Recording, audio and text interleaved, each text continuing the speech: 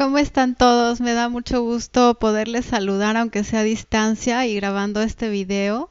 Estamos ahorita estudiando en el Instituto Teológico Internacional en segundo año el libro de Romanos.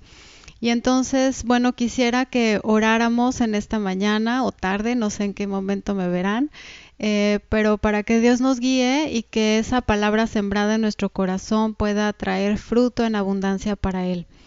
Padre precioso, te pedimos sabiduría, te pedimos dirección, que tu palabra se siembre en nuestro corazón para que podamos darte fruto en abundancia. Gracias por permitirnos estudiar tu palabra. En Cristo Jesús. Amén. Pues antes de comenzar el capítulo 2, que es el que nos toca estudiar ahorita, quise hacerles un pequeño resumen de todo el libro, de qué se trata de forma general el libro de Romanos, que podamos recordar un poquito el propósito de todo este libro. Obviamente el apóstol Pablo lo escribe a la gente que vive en Roma. En Roma, bueno, es la capital de Italia, lo sabemos, y era en aquel entonces también una ciudad muy importante. Roma se fundó por ahí del año 753 antes de Cristo y comenzó a avanzar y a avanzar y florecer hasta llegar a ser una metrópoli más o menos de 1 millón de habitantes. La gente que conformaba el pueblo de Roma era de todos lados, no era originaria de ahí, sino que quizás un poco como los que vivimos en Cancún sabemos que venimos de todos lados. Aquí en Cancún, pues es una ciudad fundada hace unos 50 años. Entonces, difícilmente es que todos sean cancunenses, aunque sí los hay, ¿verdad? Pero la mayoría venimos de fuera, de toda la República Mexicana, y entonces conformamos esta sociedad de Cancún, pero pues venimos de todos lados, y así era la ciudad de Roma. Venía gente de todos lados a vivir ahí a Roma y estaba conformada por muchas ideologías diferentes, por los pueblos de donde venían.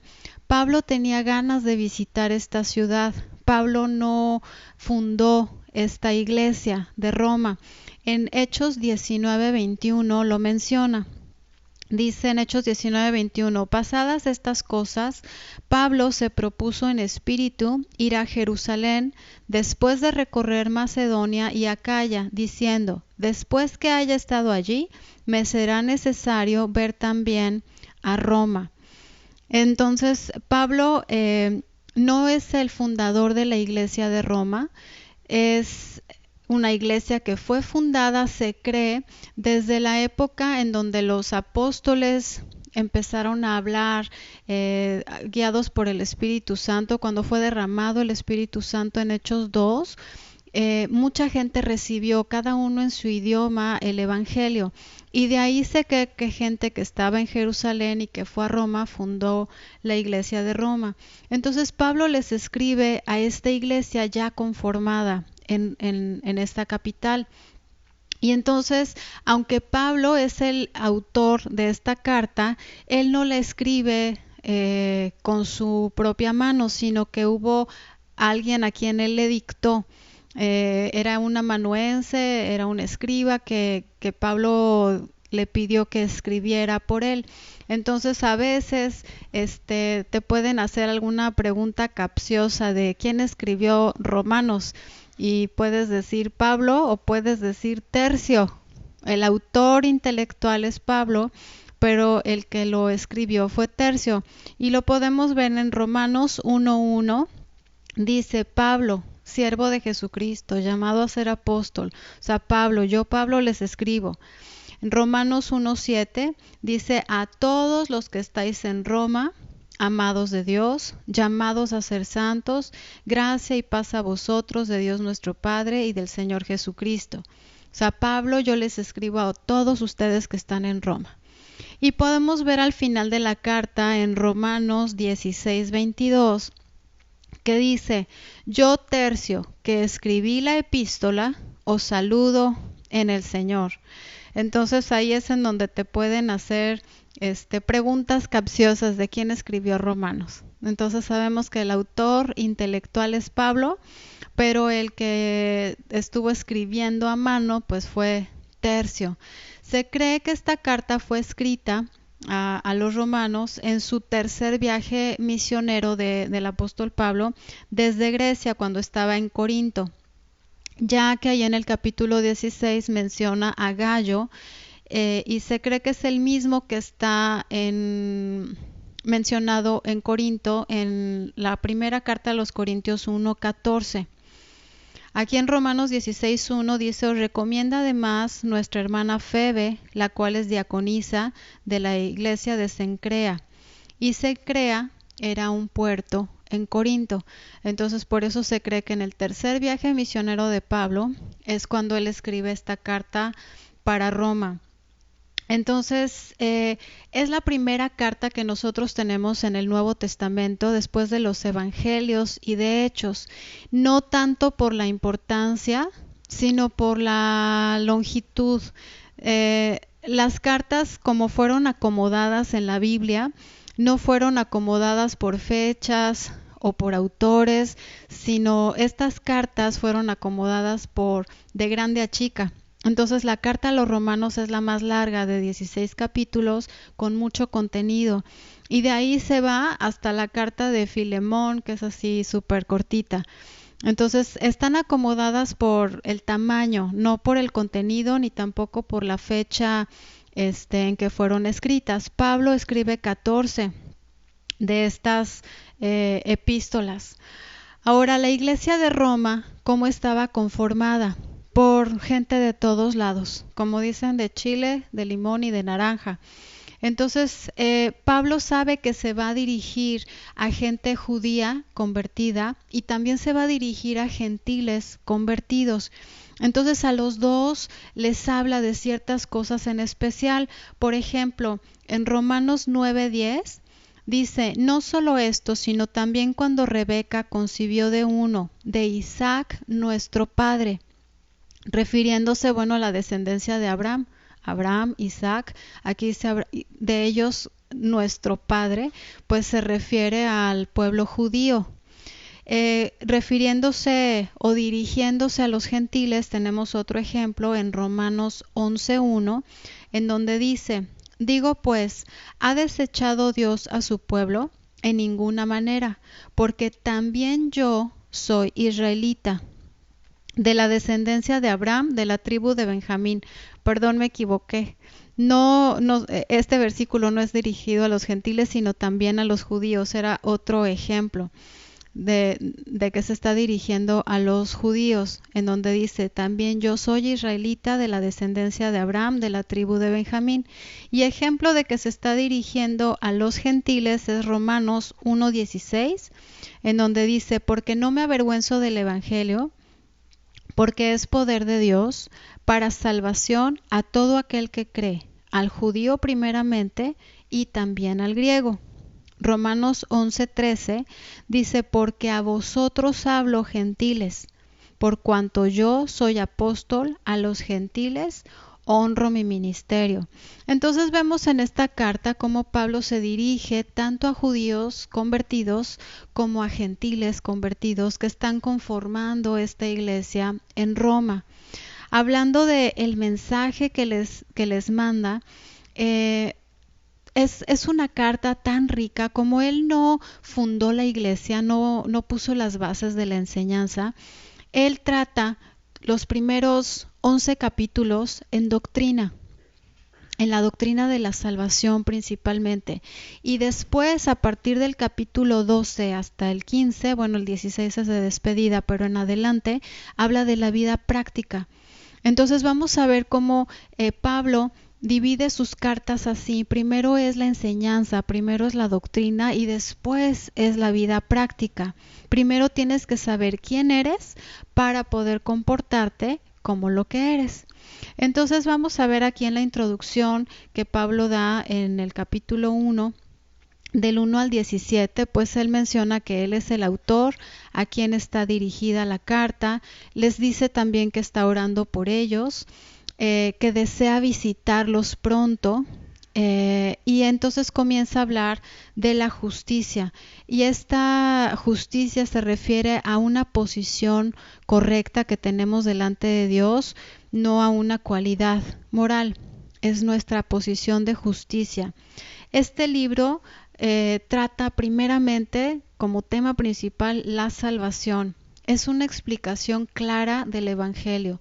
Si realmente deseas estudiar la doctrina bíblica, si tú estudias el libro de Romanos, la verdad es que ya lo hiciste, porque tiene tanta revelación de la salvación y te va explicando como paso a paso, que es increíble. De verdad, este libro me encanta, ¿no? Hablando de la justificación, pues trata en el primer capítulo de que no es por obras, ni para los gentiles ni para los judíos, sino que para ambos es por medio de la fe. Entonces pone a todos en un mismo nivel, tanto judío como gentil, la salvación es por fe. Habla también del capítulo 1 al 3 en esta igualdad de pecaminosidad también, porque los judíos podrían sentirse que eran como superiores por ser el pueblo escogido de Dios, pero todas las ideas erróneas o por ignorancia que tenían los judíos, aquí el apóstol Pablo se las aclara. Menciona que tanto los judíos como los gentiles son culpables delante de Dios por sus pecados.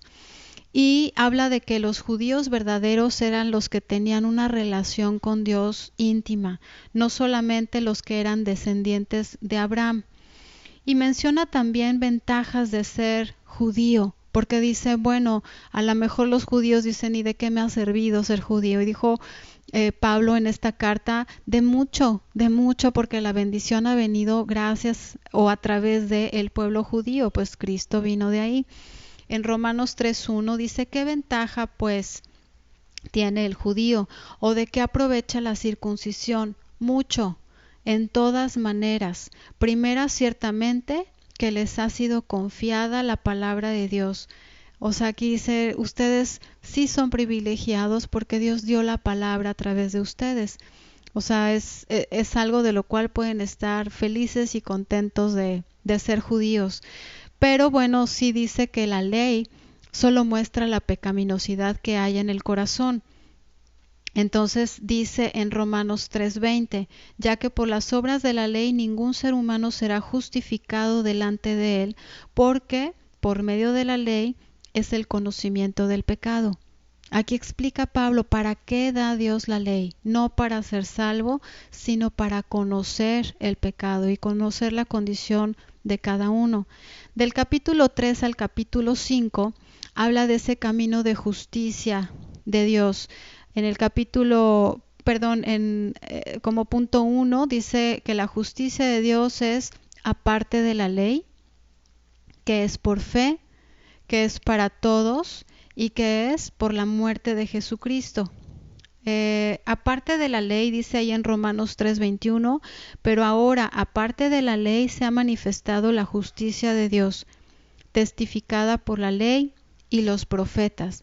Aparte de la ley, se ha manifestado la justicia de Dios, la que es por fe. Siguiente versículo, dice la justicia de Dios por medio de la fe en Jesucristo, para todos los que creen en Él, porque no hay diferencia. Es para todos. Versículo 23, por cuanto todos pecaron y están destituidos de la gloria de Dios.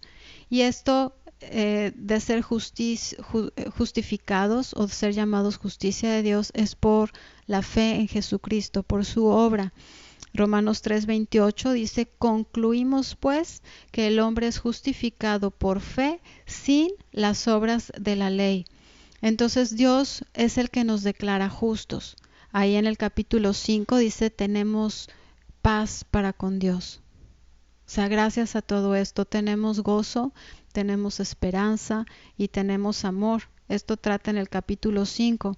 Entonces muestra en este capítulo 5 la obra de Adán comparada con la obra de Cristo y le llama el primer Adán y el postrer Adán.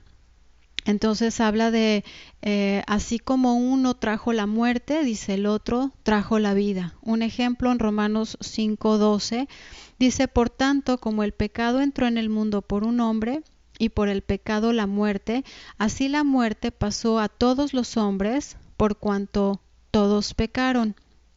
Romanos 5:17 dice, pues si por la transgresión de uno solo reinó la muerte, mucho más reinarán en vida por uno solo, Jesucristo, los que reciben la abundancia de la gracia y del don de la justicia.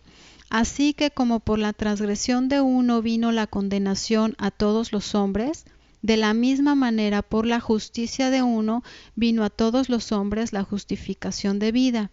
Porque así como por la desobediencia de un hombre los muchos fueron constituidos pecadores, así también por la obediencia de uno los muchos serán constituidos justos.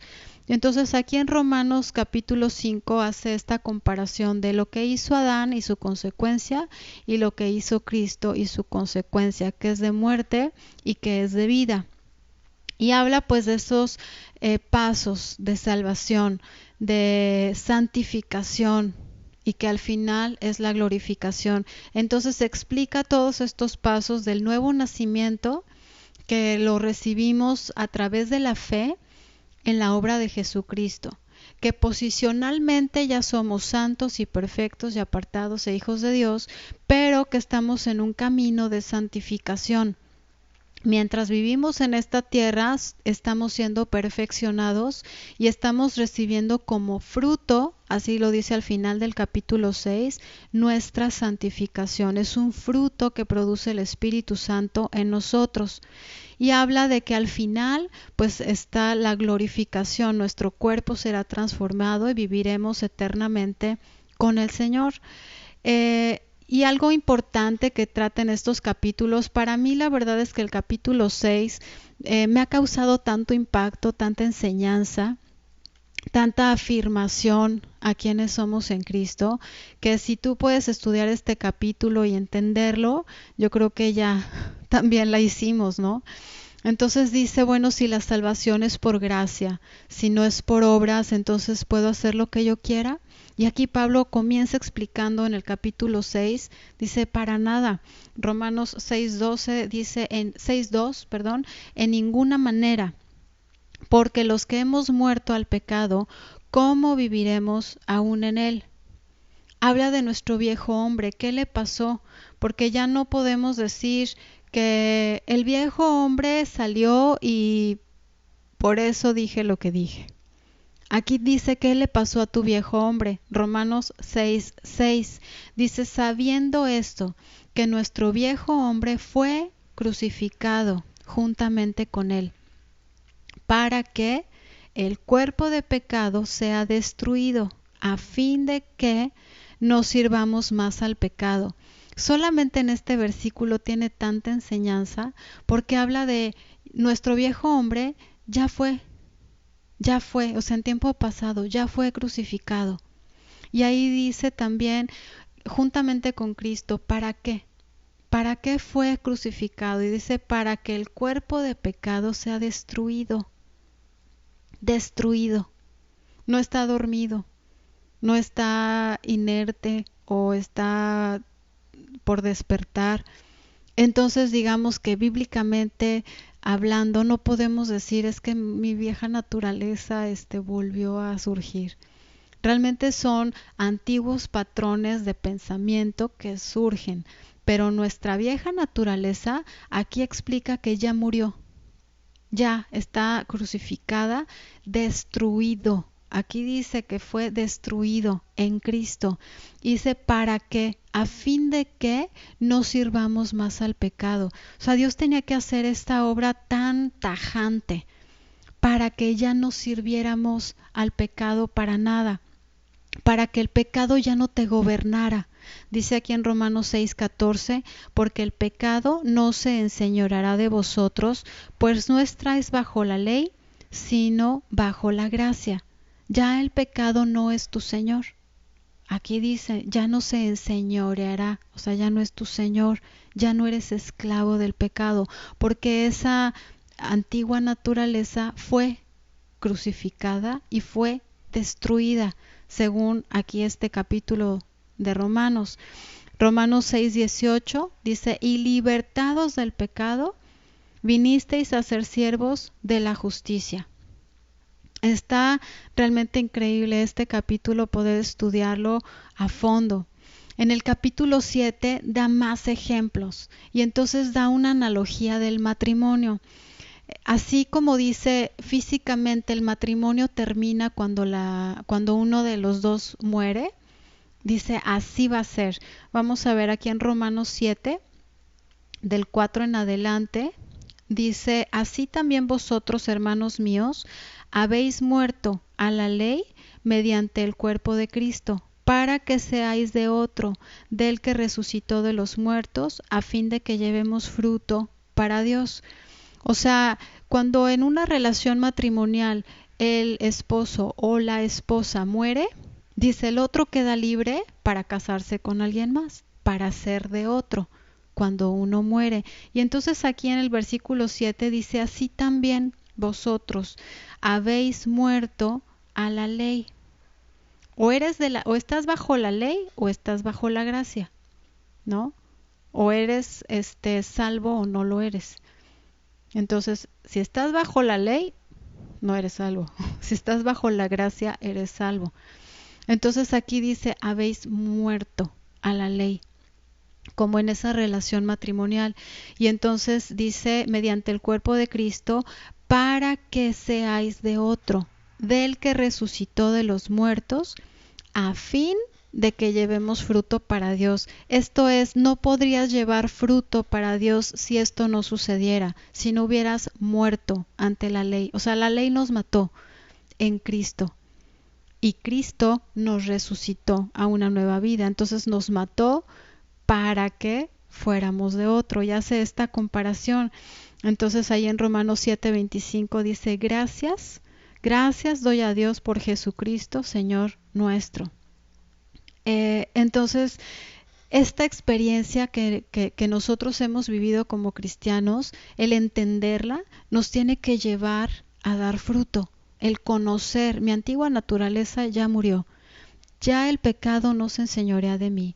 Yo ya morí ante la ley, pero vivo en Cristo, juntamente con Cristo. Ahora tengo ya vida eterna.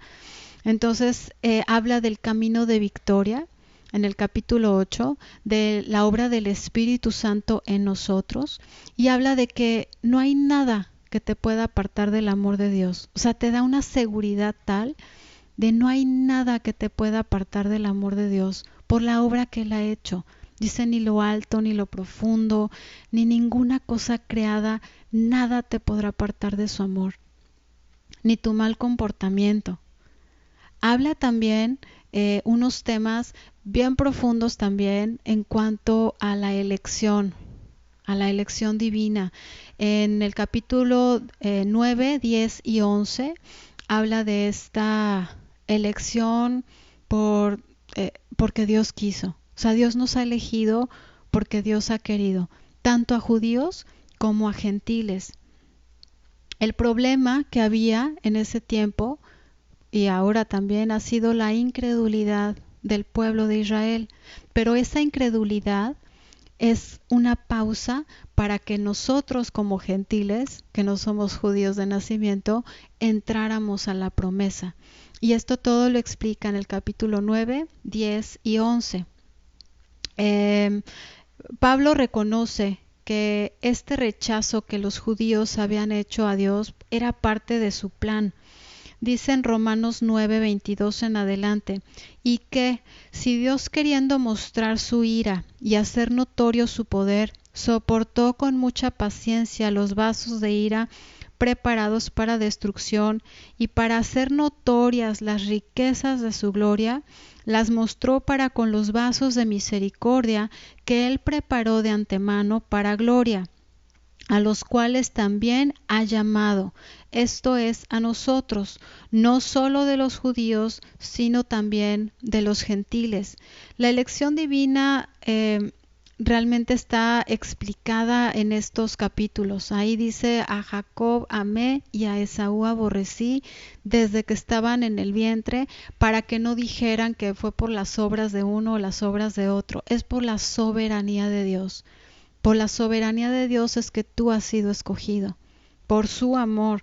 Y entonces habla de que es la salvación solamente por gracia, por ese favor inmerecido, por esa influencia divina en nuestro corazón, tanto para judíos como para gentiles. Romanos 11:6 dice: y si por gracia, ya no es por obras, de manera que la gracia ya no sería gracia. O sea, si es gratis, ya no cuesta. Por ejemplo, si yo les dijera: les tengo cupcakes gratis, pasen por ellos, y les digo: pero son 10 pesos para reponer el betún. Pues, ¿qué dirías? O sea, ¿es gratis o no es gratis? O sea, ¿los cupcakes son gratis o no? O sea, o cuesta o no cuesta. No, no puede ser, son gratis, pero te cuesta el betún. O sea, no. O los traje a vender o los traje para regalar. Entonces, aquí es donde tú puedes comprender la gracia. Dice: ya no sería gracia si te cuesta. O sea, la gracia ya no sería un favor inmerecido, porque la gracia es gratis. O sea, no te puede costar. O sea, si yo te digo: te traje cupcakes gratis a regalar, pues es gratis. No te puedo cobrar nada. Y aquí Pablo, bueno, lo explica en Romanos capítulo 11. Aquí en Romanos 11:25 dice: porque no quiero, hermanos, que ignoréis este misterio, para que no seáis arrogantes en cuanto a vosotros mismos, que ha acontecido a Israel endurecimiento en parte, hasta que haya entrado la plenitud de los gentiles, y luego todo Israel será salvo. Esto habla de la elección. Dios nos ha elegido tanto a judíos como a gentiles. Y dice: y este endurecimiento que es en parte de los judíos ha sido para que los gentiles entremos. Dice: pero al final, después, todo Israel será salvo. O sea, Dios ha escogido a los que ha querido escoger. Después de estos 11 capítulos que hablan de doctrina, de enseñanza, entonces se va a la vida práctica. Es de: bueno, ahora ya sabes quién eres, ahora entonces compórtate como lo que ya eres. Entonces en el capítulo 12 comienza a dar exhortaciones, en el 13 también direcciones de nuestro comportamiento, de sujetarnos a las autoridades. Y todo esto, ¿no? Reglas de comportamiento cristiano, están desde el capítulo 12 hasta el capítulo 15. Porque el último capítulo 16, pues es la despedida.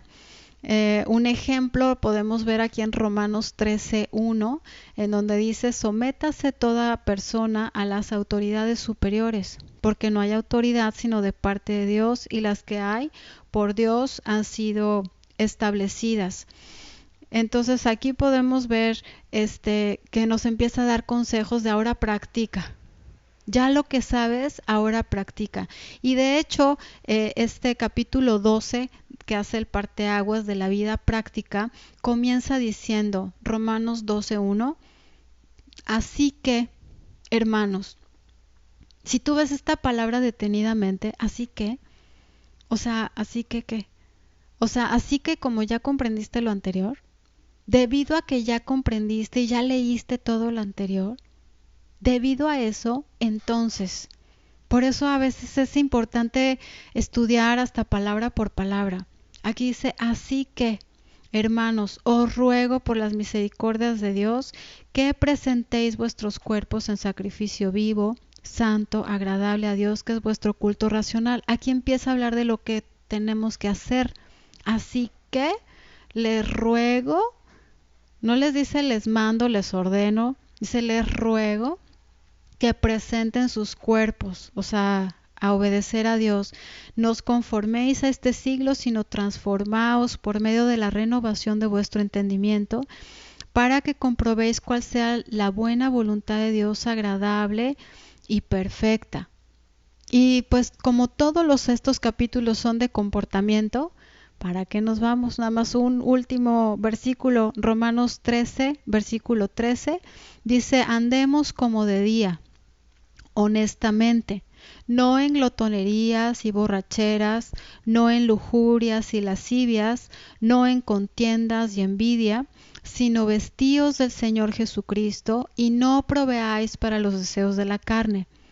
Entonces puedes ver cómo del capítulo 2 en adelante son reglas, son consejos de comportamiento que debemos todos de llevar a cabo, pero no lo podemos hacer si no comprendemos primero quiénes somos en Cristo, cómo se llevó a cabo nuestra salvación, qué sucedió, para que podamos entonces nosotros llevar la vida que Dios quiere que llevemos. Entonces, en resumen general, de esto se trata el libro de Romanos.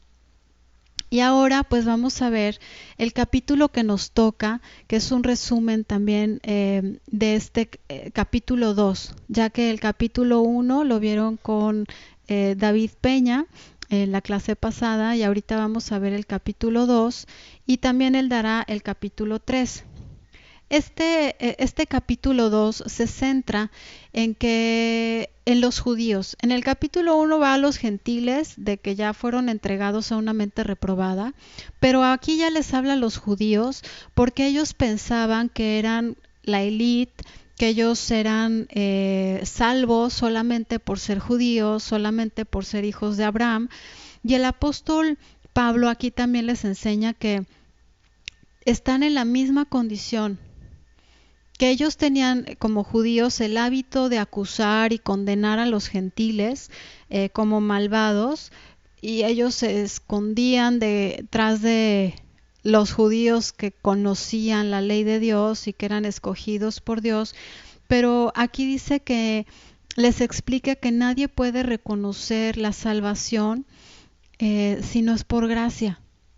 O sea, por la elección divina, que todos estamos bajo el mismo lineamiento, todos somos culpables delante de Dios. Habla de los pecados de los judíos que son igualito que los demás. Comienza diciendo en este capítulo 2, versículo 1, por lo cual eres inexcusable, oh hombre, quien quiera que seas tú que juzgas, pues en lo que juzgas a otro te condenas a ti mismo, porque tú que juzgas haces lo mismo. O sea, piensas que eres más, tú te pones en la silla de juez y dices tú estás mal, tú estás mal, tú estás mal, pero dice tú estás haciendo lo mismo. Tú conoces la ley, pero estás haciendo lo mismo. O sea que eres igual de culpable. Dice ahí en el versículo 3, y piensas esto, oh hombre, tú que juzgas a los que tal hacen y haces lo mismo, que tú escaparás del juicio de Dios. O sea, Jesús también habla de esta forma de pensar. No solamente el apóstol Pablo lo ataca, sino que también Jesús en Lucas 13, del 1 en adelante, podemos ver cómo Jesús dice, en este mismo tiempo estaban allí algunos que le contaban acerca de los galileos, cuya sangre Pilato había mezclado con los sacrificios de ellos. Respondiendo Jesús les dijo, ¿pensáis que estos galileos, porque padecieron tales cosas, eran más pecadores que todos los galileos? Os digo no. Antes, si no os arrepentís, todos pereceréis igualmente. O sea, piensas que los demás les va mal por pecadores. Dice, todos están igual. Si no se arrepienten, todos están en la misma charola. Versículo 4 dice, o aquellos 18 sobre los cuales cayó la torre en Siloé y los mató, ¿pensáis que eran más culpables que todos los hombres que habitaban en Jerusalén? Os digo, no. Antes, si no os arrepentís, todos pereceréis igualmente. Entonces, aun cuando los judíos se sentían como una raza superior, salvos por ser solamente descendientes de Abraham, aquí el apóstol Pablo les dice, ustedes están igual. Ustedes que juzgan hacen lo mismo y son igual de culpables. Y entonces habla de las misericordias de Dios. Versículo 4, Romanos 2, 4, porque habla de esa misericordia, de esa bondad. Dice, o menospreciáis las riquezas de su benignidad, paciencia y longanimidad, ignorando que su benignidad te guía al arrepentimiento. Dice, o menosprecias, haces menos todo lo que Dios es bueno para contigo, porque Dios es bueno, es grande en misericordia. Ahí en Efesios 2:4 dice que nos ha amado con un amor tan grande y que por eso nos da beneficios, por eso nos bendice, es paciente con todos nosotros. Dice, no menosprecies su benignidad, su bondad, su paciencia, porque Dios es paciente. Dice en 2 de Pedro 3:9, el Señor no retarda su promesa, según algunos la tienen por tardanza, sino que es paciente para con nosotros, no queriendo que ninguno perezca, sino que todos procedan al arrepentimiento. O sea, ¿por qué Dios es paciente con la gente? ¿Por qué Dios está siendo paciente ahorita de no ya llevarnos a todos los cristianos y que los demás se amuelen? Por amor, porque Él es paciente a que el hombre acceda, a que el hombre se arrepienta, a que el hombre cambie. O sea, Dios es paciente y dice aquí, no menosprecies su benignidad, no menosprecies su paciencia. La verdad es que a veces pensamos que si a alguien le va mal, solamente a través de eso es que va a arrepentirse o va a buscar a Dios. Pero Dios obra de manera diferente. Y vamos a ver un ejemplo que también me impactó el corazón de cómo obra Dios para llevarnos al arrepentimiento. Y aquí está Jesucristo con sus discípulos, bueno, cuando los va a escoger, conociéndolos. En Lucas capítulo 5, del 4 en adelante, dice, cuando terminó de hablar, dijo a Simón, boga mar adentro y echad vuestras redes para pescar. Respondiendo Simón le dijo, Maestro, toda la noche hemos estado trabajando y nada hemos pescado, mas en tu palabra echaré la red. Y habiéndolo hecho, encerraron gran cantidad de peces, y su red se rompía. Entonces hicieron señas a los compañeros que estaban en la otra barca para que viniesen a ayudarles, y vinieron y llenaron ambas barcas de tal manera que se hundían. Aquí estamos viendo una escena en donde Dios, bueno, Jesucristo le está hablando a pescadores y les dice, hagan esta obra, echen otra vez las redes. Y bueno, Simón Pedro le dice, ay Señor, ya trabajamos toda la noche, o sea, a esto nos dedicamos. No se puede, pero bueno, en tu palabra lo voy a hacer. Y recibieron tal bendición, tal provisión económica, o sea, ellos se dedicaban a la pesca, vendían pescado, era su provisión económica. Vieron tal bendición tan grande que tuvieron que compartirla con el barco de al lado. Y entonces el versículo que más me ha impactado en cuanto a la benignidad de Dios y lo que produce es Lucas 5:8, que es el versículo siguiente.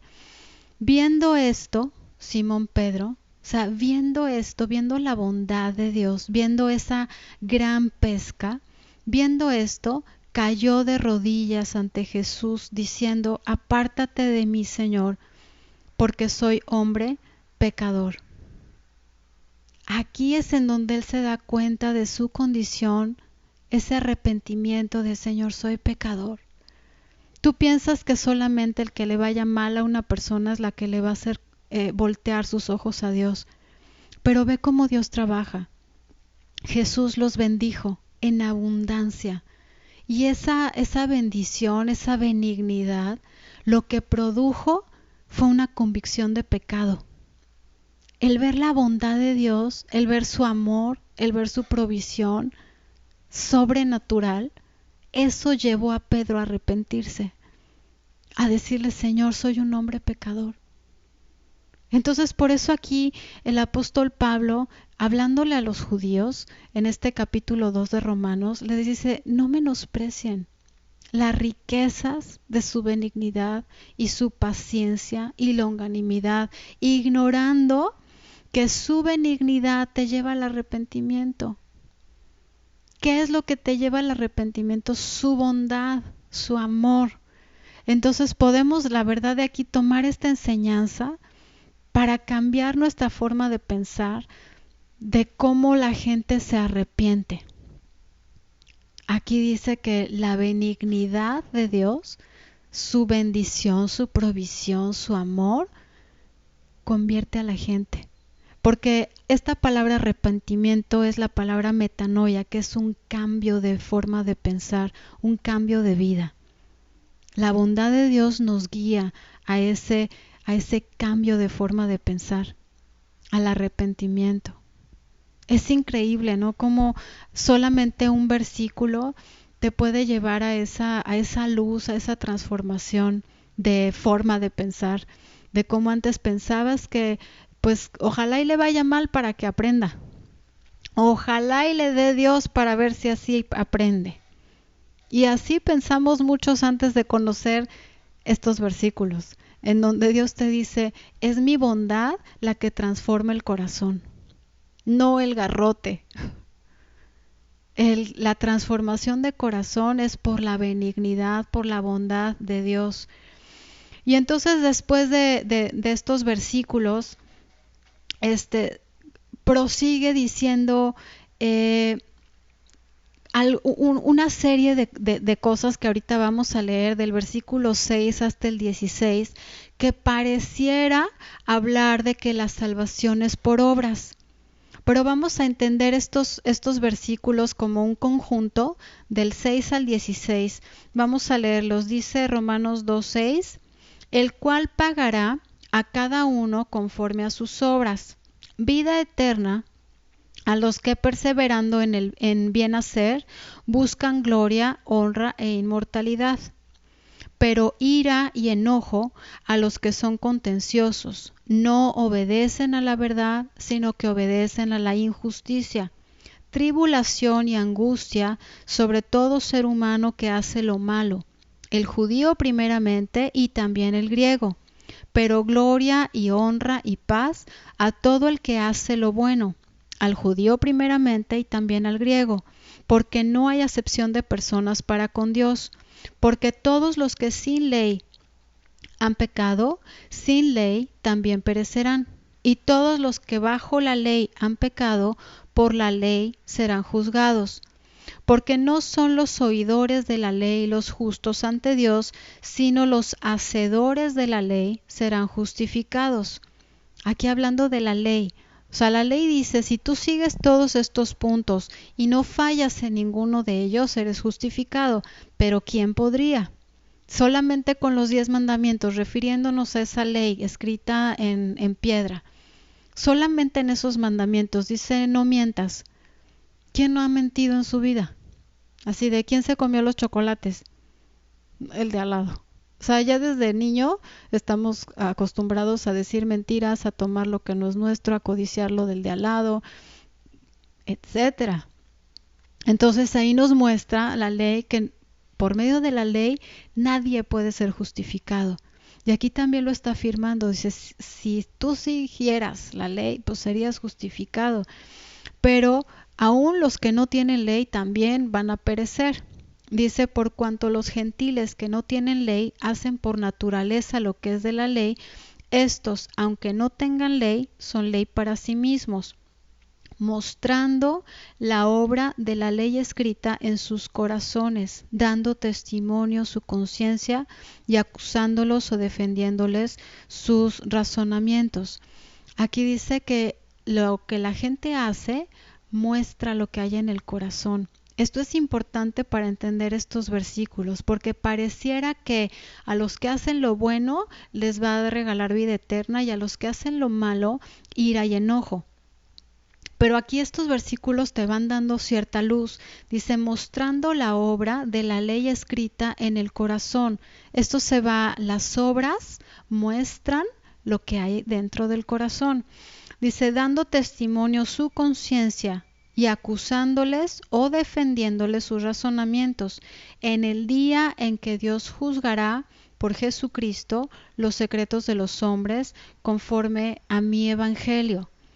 Y todos estos versículos que pareciera que dijera por las obras, en donde dice el que hace bien le irá bien y el que hace mal le irá mal, realmente está hablando de lo que haces, es una respuesta de lo que hay dentro de tu corazón. Santiago lo explica de una mejor manera o más fácil de digerir. Este juicio por obras, bueno, que también se menciona en el Antiguo Testamento antes de entrar a Santiago, este juicio por obras se puede ver en Isaías 3:10, en donde dice: decida al justo que le irá bien, porque comerá de los frutos de sus manos. Ay del impío, mal le irá, porque según las obras de sus manos le será pagado. Dios dice que cada uno se le dará conforme a sus obras. Mateo 16:27. Porque el Hijo del Hombre vendrá en la gloria de su Padre con sus ángeles, y entonces pagará a cada uno conforme a sus obras. Juan 5:28 dice: no os maravilléis de esto, porque vendrá la hora cuando todos los que están en los sepulcros oirán su voz, y los que hicieron lo bueno saldrán a resurrección de vida, mas los que hicieron lo malo a resurrección de condenación. Segunda de Corintios 5:10 habla de que todos nosotros vamos a comparecer ante el tribunal de Cristo y que vamos a dar cuentas de lo que hayamos hecho en el cuerpo durante este tiempo, así lo dice. Ahora, ¿cómo podemos empatar de que la salvación no es por obras, sino es solo por la fe? Aquí es en donde el apóstol Santiago habla y explica que lo que hay dentro del corazón es lo que se muestra. Van de la mano. Dice Santiago 2, del 17 en adelante. Así también la fe, si no tiene obras, es muerta en sí misma. Pero alguno dirá: tú tienes fe y yo tengo obras. Muéstrame tu fe sin tus obras y yo te mostraré mi fe por mis obras.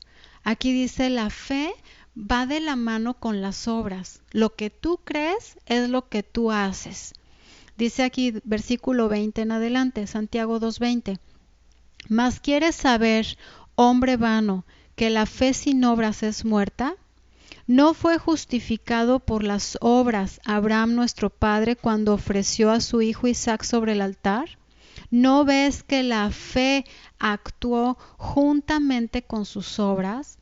O sea, una cosa es que tú digas yo creo, pero ese yo creo tiene que ir acompañado con yo hago.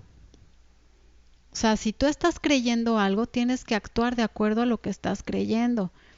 Vamos a suponer que tienes un hijo de 1 año y medio, de 2 años, que pones sobre la mesa y le dices: ¿crees que te puedo cachar? Y él te dice: sí, pues lánzate. Y te dice: no. ¿Está creyendo que lo puedes cachar? Igual y sus acciones están mostrando lo que hay en el corazón, pero si tú le dices lánzate y el bebé, bueno, tu hijo chico se lanza a tus brazos, es que está creyendo que lo vas a cachar. O sea, sus obras están actuando de acuerdo a su fe. Por eso aquí dice que la fe va de la mano con las obras. Tienen que ir de la mano. No es nada más yo creo en Dios, pues dice la palabra, también los demonios creen y tiemblan. Aquí dice la fe tiene que ir acompañada de obras. Dice: Abraham fue justificado cuando llevó a cabo que él creía, lo que creía. Él llevó a su hijo a sacrificar, a dárselo a Dios. Dios lo detuvo y no se llevó a cabo y todo, pero él hizo. O sea, él mostró su fe con las obras. Y continúa diciendo: ¿no ves que la fe actuó juntamente con sus obras y que la fe se perfeccionó por las obras? Y se cumplió la escritura que dice: Abraham creyó a Dios y le fue contada por justicia y llamado amigo de Dios. Vosotros veis pues que el hombre es justificado por las obras y no solamente por la fe. Asimismo también Rahab la ramera no fue justificada por obras cuando recibió a los mensajeros y los envió por otro camino, porque como el cuerpo sin el espíritu está muerto, así también la fe sin obras está muerta. Entonces, ¿ves cómo Santiago explica esta parte? Donde dice, no es nada más de yo creo, es yo creo y yo hago. O sea, tienes que mostrar lo que Dios ha hecho en ti. O sea, la fe se muestra. No puede ser nada más yo creo, es yo creo y yo hago. Por eso entonces aquí está viendo esa prueba de salvación. No es por las obras que somos salvos y entonces llevamos obras. Lo podemos ver también en Efesios 2 del 8 al 10. Dice Efesios 2:8, porque por gracia sois salvos, por medio de la fe. La gracia es un don de Dios, es un favor inmerecido. Por gracia sois salvos, por medio de la fe. O sea, la fe es solamente el medio por el cual yo tomo la salvación. Y dice, esto no de vosotros, pues es un don de Dios, no por obras, para que nadie se gloríe, porque somos hechura suya, creados en Cristo Jesús, para buenas obras, las cuales Dios preparó de antemano para que anduviésemos en ellas. Aquí nos explica que la salvación es por gracia, por medio de la fe, no por obras, pero sí para obras, porque dice fuimos creados en Cristo Jesús para buenas obras. Es tan importante que podamos comprender esto aquí en Efesios 2 del 8 al 10. No por obras para que nadie se gloríe, pero sí fuimos creados en Cristo para buenas obras. O sea, la salvación se tiene que mostrar. O sea, la gente tiene que saber que tú eres hijo de Dios por lo que ve, no nada más por lo que le platicas. O sea, si tú le platicas pero ve otra cosa, es como, o sea, ¿cómo? ¿Cómo puedes decirle a alguien que amas a Dios y odias a tu hermano, no? Es ahí en donde vamos mostrando nuestra fe, mostrando lo que Dios ha hecho en nosotros. Mi antiguo hombre fue crucificado, murió, ya no vive, ya no soy esclavo del pecado, estoy en un camino de santificación que el Espíritu Santo me está llevando a esa santificación día con día, sí, a todos, pero tenemos que ir mostrando lo que Dios ha hecho en nosotros. Entonces, por eso aquí el apóstol Pablo en Romanos 2 habla de las obras que producen la fe que hay en el corazón. Y dice, si alguien se porta bien, le va a ir bien, y si alguien se porta mal, le va mal. ¿Por qué? Porque va a la ley que está escrita en sus corazones. Entonces, este capítulo 2 está hablando Pablo de las pruebas, lo que se ve de la salvación, no el medio para alcanzarla, porque en la Biblia no se puede contradecir.